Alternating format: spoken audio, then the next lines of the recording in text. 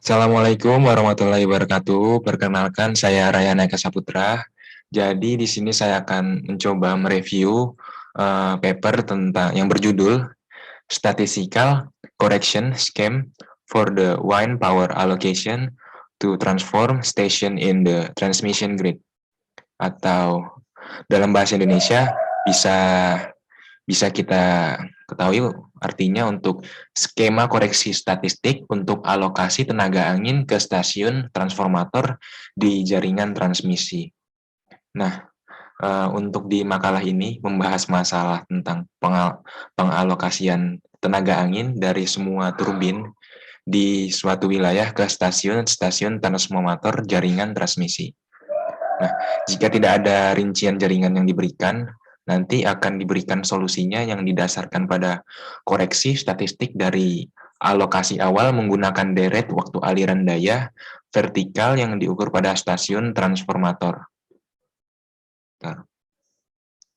Untuk gambarnya bisa dilihat. Nah,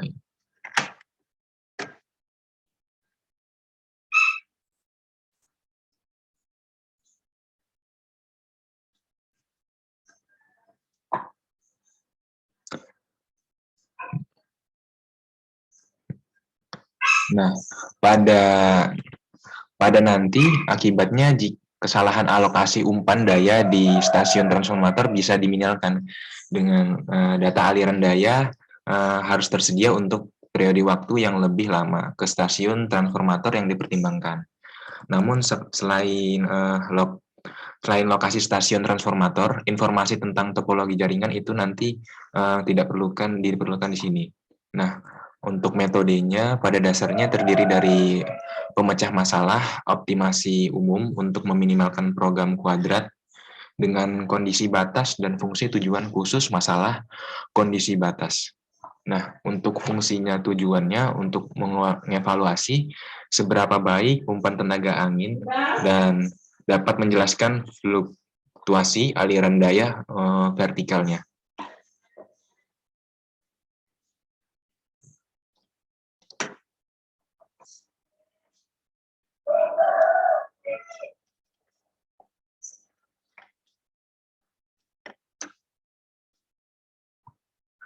Oke, lanjut.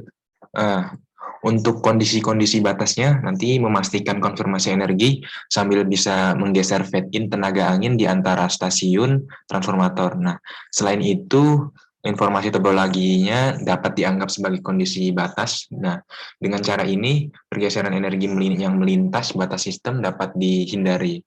Nah, ini merupakan fitur penting lainnya adalah bahwa prosedur bekerjanya meskipun ada celah data yang paling sering terjadi di setidaknya salah satu stasiun transformator, metode ini bisa diterapkan pada data dari dua operator sistem transmisi melalui dua eksperimen data. Nah, nanti hasilnya menunjukkan alokasi awal umpan angin ke trafo dapat ditingkatkan secara signifikan. Dan juga nanti bisa ditampilkan bagaimana hasilnya.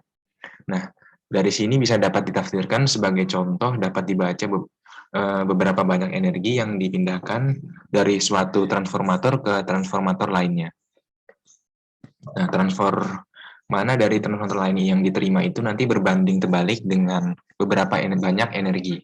Selain itu, nanti ditunjukkan bagaimana informasi topologi yang dapat digunakan secara menguntungkan untuk mempertimbangkan miss-miss yang ada. Kemudian untuk batasnya, batas jaringan dalam, untuk evaluasi hasil tes menunjukkan bahwa untuk kira-kira sekitar 75% dari transformator yang memungkinkan pendekatannya dapat ditafsirkan sebagai contoh, dapat dibaca beberapa energi transformator lain yang diterima, berbanding terbalik dengan beberapa banyak energi yang ada. Selain itu, ditunjukkan bagaimana informasi topologi yang dapat digunakan secara menguntungkan untuk mempertimbangkan miss yang tadi. Nah, untuk metode ini ada juga beberapa kelemahannya.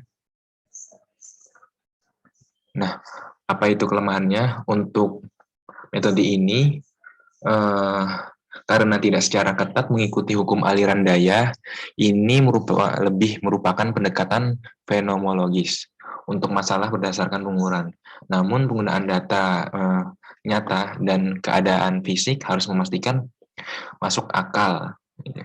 Nah, pendekatan ini didasarkan pada asumsi bahwa aliran masuk angin secara statistik independen dari produsen dan konsumen lain. Oleh karena itu, prosedur tidak dapat dengan mudah diperluaskan ke sumber lain, misalnya ke pembangkitan fotovoltaik, dan konsumsinya bergantung secara statistik karena siklus hariannya yang kuat, dan metode ini tidak dapat dengan mudah ditransfer ke PV atau fotovoltaik. Nah, kelemahan lebih lanjut dari metode ini adalah bahwa itu tidak dapat segera bereaksi terhadap perubahan dalam operasi jaringan. Pada tahun-tahun berikutnya, kode jaringan seperti UE, metodologi penyedia data, dan pembangkit dan pemutaran, atau disingkat biasanya GLDPM, dan pedoman operasi sistem, itu baru mengatur pertukaran datanya yang diperlukan untuk operasi jaringan. Kemudian lebih banyak data akan tersedia untuk dapat melakukan perhitungan jaringan lengkap untuk masalah yang disajikan. Namun metode ini masih cocok untuk mengoreksi data atau memeriksa kekurangan data.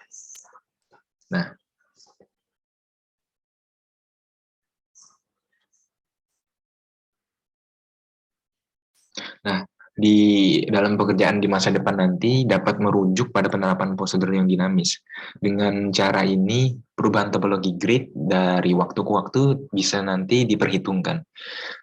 Dan ini juga nanti dapat mendeteksi waktu henti pemeliharaan atau tindakan pengalihan jaringan lainnya, dan menyesuaikan koreksi yang sesuai dalam waktu singkat. Nah, untuk pengembangan lebih lanjutnya, mungkin penggunaan ukuran tenaga angin pertanian asli alih-alih menggunakan data tenaga angin di stasiun transformator yang sudah dikumpulkan.